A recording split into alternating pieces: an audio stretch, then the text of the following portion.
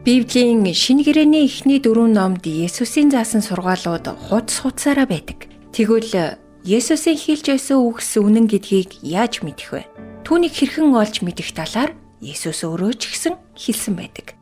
Шинэ гэрээний Иохан номын 7 дугаар бүлэгт хэрв хэн нэгэн нь түүний хүслийг үйлдэхийг хүсвэл тэрээр энэ сургаал Бурханаас уу?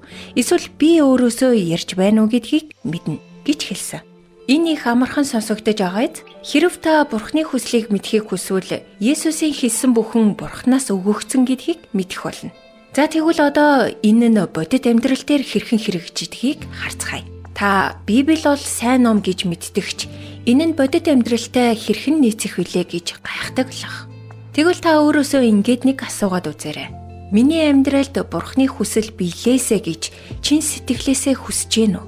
Библи үнэн гэдэгт итгэж Бурхан намайг хашааж чиглүүлсэн бай. Түүнд итгэж дагахтаа бэлэн байна уу? Хэрвээ үнэхээр ийм хандлагатай байгаа бол Библи аваад Иохны сайн мэдээг эхнээс нь уншиж эхлээрэй. Уншиж байхдаа үннийг хайж байгаа гэдгээ санаарай. Есүс үгээрээ дамжуулан өөрийгөө танд илчлэх болно. Хэрв та одоогоор Есүс Христэд хараахан итгээгүй ч үннийг эрен хайж байгаа бол Есүсийн хэлсэн үгсийг уншихыг санал болгож байна. Бүх хойшлуулаарай.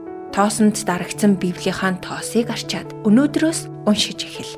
Юн ах гэж нэрлэгддэг Хиттийн алдарт пастор нэгэн удаа ингэж хэлсэн байдаг. Та өөрчлөгдөхөд бэлэн биш бол Библийг хизээч жинхэнэ утгаар нь таньж чадахгүй. Би бэлэн байна уу гэж өөрөөсөө асуугаарай. Хэрв бэлэн бол та амьдралынхаа хамгийн гайхалтай аялалд гарч байна гэсэн үг. Урмын үгс сэтгэлийн зовлонгоос холдуулдаг. Хадагтай Дарлин Салагийн урам зоригийн үгс нэвтрүүлэг танд хүрлээ. Бидэнтэй холбогдох утас 8085 99 тэг тэг